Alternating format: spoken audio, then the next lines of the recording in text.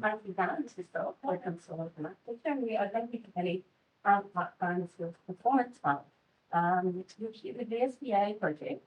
And the project for us was strengthened the use of this formal church, which is kind of not the most successful space typically school, and so it would be better multi-purpose performance and school hall. And I don't know bit of history. So it was originally designed as Wesleyan Church, opened in 1884, and it's listed on the State Heritage Register. It was designed by Quincy Wesleyan, opened in 1810, and it has an unusual plan, which was an amphitheatre plan, and this was ideal for Wesleyan services. So they had flexibility regarding the kind of hold of the congregation. You can stay in the centre, you can stay in different rooms. This is a plan from 1895. Let me just talk a little bit about the siding. So you can see the church here, and there used to be an extension of Bridgewater Street, which separated the school from the school to the south from the church. Despite that, the church was actually rented or been used by the school since 1886. So they have a long standing alternative over other uses. This is a view from the 1930s. From the east, and you can see what was the extension of Bridgewater Street. It's actually going from here, and that now forms part of the school grounds. In these images, this is a similar view up in the top right-hand corner to the previous image. So taken from Parliament Place, and you show Bridgewater Street closed. But during the 1970s, the state government purchased the school and for the church it was moved over to the grounds. So this is the current context for the school. This is the kind of main school building, which is also heritage listed on the top here on the sort of north west corner. You can see the footprint of the church. You can also see here some townhouses that were built in the 1990s. It's actually a not compliant development. It was not built according to planning guidelines, and we've got less than a metre separation between the back door and those buildings. So some portable buildings as well that we built in the street, and then these are sort of east north west of the building. So before we started the project, final works, we had a series of ad-hoc operations in the future rooms. They had a sort of a large structure, which is about 25. They had a lot of different kind of moving on that was trying to get stuff in the floor. Toilets and ramps and all the fire. And it had this kind of major fire before which was down the wall, which was resolving. But something that happened then the FDA folks all 3 times that so the other key issue for the school was that it had insufficient community number of space, so that we had a number of seating capacity to do that and moving there we had some education.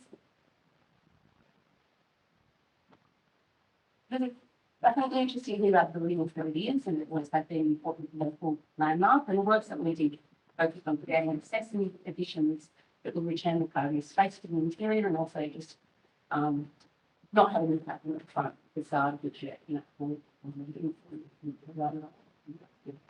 but the key strategy, which is a great city, that people might have own warning for getting to it, specifically on this sort of weatherboard addition that's on the back western face. This is part of the original fabric of the heritage building that was built in the 1890s sometime, but it was designed with weatherboard so the church could be extended in the future if it was required. And then we inserted 2 kind of amenity swings on either side that comes along necessitated fully and created sort of functional spaces. And the whole idea of the rec ceiling as well was kind of how do we increase the footprint of the usable footprint of the church while actually being amenities and the connect more places that we apply. So this is the full plan of the hall. So you can sort of see kitchen with like ramps and things to the outside, which would be a mess. Which is sort of a large kind of kitchen area and nice system for it. And with all this infill around the entry as well.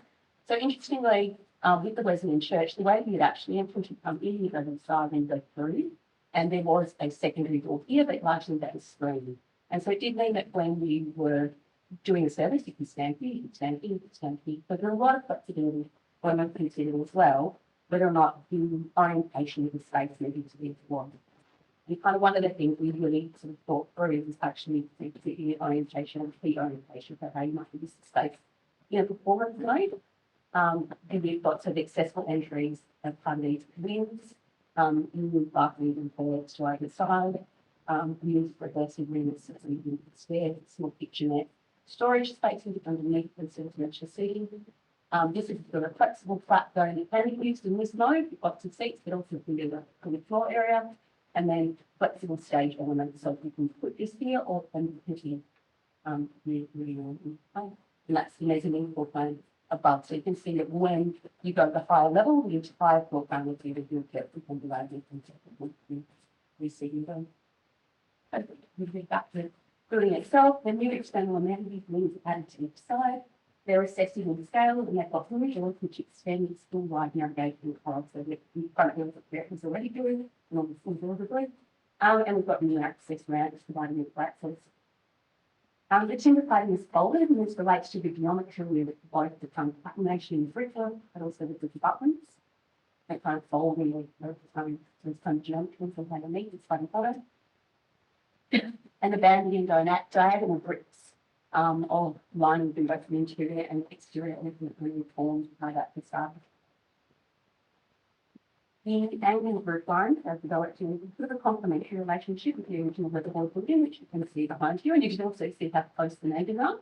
So the rear wall being rebuilt, but what we were trying to do was minimise the height on the boundary of the neighbours, and also kind of get the new additions to sit below the kind of existing arched windows, and then over the unit. So these kind of two amenities create new entry spaces in each side. We've expressed to the theme and storage suites, which sort of mirror the long brickwork done through these spaces. So banding is kind of continue that we put around the family. The skylight articulate the gap between the new fabric and the old fabric as well. Internally, the additions mirrored. And the symmetry that we're trying to work with, we're emphasising the vertical scale of the original building. The last and multi-purpose platform with the performance and vehicle space, and it's elevated teaching zones for both audiences and general use. There's a vibrant concealed music room, rehearsal space below the stairs. The sectionally living rooms are low recessive walls contain toilet amenities. The ceiling includes kitchen storage spaces, and as you mentioned, the universal music space to the right. The works involved in the internal wall, rebuilding the boundary wall, upgrading the windows, all without negative light. Okay, so we'll go to the end. A few more things. Upwards. Okay.